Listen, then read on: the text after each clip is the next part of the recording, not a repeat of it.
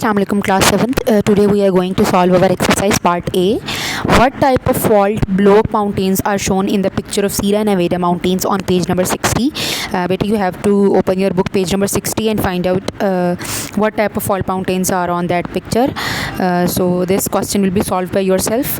Question B is what type of volcanic mountains is Mayon in the Philippines? Philippines में जो volcanic mountains हैं Mayon वो कैसे हैं? You have to find out the answer of this question from internet. Question number 3, how is a dome mountain similar to a volcano? एक dome mountain और volcano mountain में क्या similarity है? And part D is how is the dome mountain different from a volcano? So आपने part C में बेटे similarity बतानी है dome mountain और volcano mountain की, and third D part में आपने difference बताना है between a dome volcano and a dome mountain and a volcano mountain. What's the similarity? Both are formed by magma pushing up from under the earth crust. Similarity क्या है कि दोनों कैसे बनते हैं कि जब magma push up होता है अर्थ के क्रस्ट से.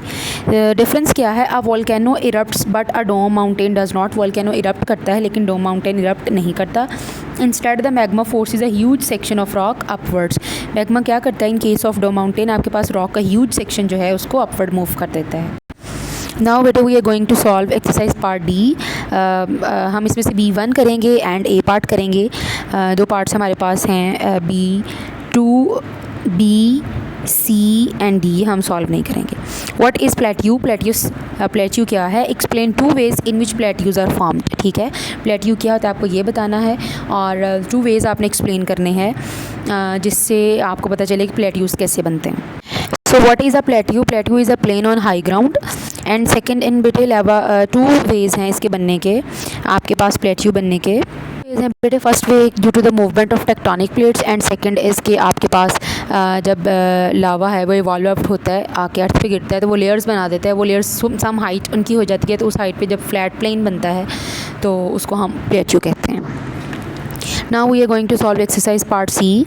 What is a valley? आपको पहले बताना है कि वैली क्या होती है. A valley is an area of low land between mountains. It is usually longer than its wide. आपके पास लो लैंड एरिया होता है बिटवीन माउंटेन्स. ठीक है, तो पहाड़ों के दरमियान के रास्ते को हम वादी कहते हैं. आपने बहुत उर्दू और मुताला पाकिस्तान की बुक्स में पढ़ा होगा बेटे. अच्छा, इसकी लेंथ ज़्यादा होती है बट इसकी विड्थ कम होती है. Next exercise part C2 is what shape is a valley cut by fast flowing river. जब आपको एक valley due to fast flowing river बने तो उसकी क्या शेप होगी बेटे? It will be V shaped. A valley cut by glacier, जब उसको कोई ग्लेशियर कट करेगा तो then what will be its shape? It will be U shaped. ठीक है. Explain 2 ways in which rift valley can be formed. This is 3A and the answer is it is due to the formed due to the tectonic plates pull apart so that huge block of bedrock drops to a lower level, but between the two plates are tectonic plates grind past one another. ये 2 ways हैं बेटे आपके पास. पहले tectonic parts pull apart करें एक दूसरे को. Second क्या है कि tectonic plates एक दूसरे को grind past करें. Next question 3B is give example of each type of rift valley. आपको रिफ्ट वैली की हर टाइप की एक एग्जाम्पल देनी होगी. And the examples are East African rift valley, Ethiopia, California rift valley and in USA. Next is exercise part D.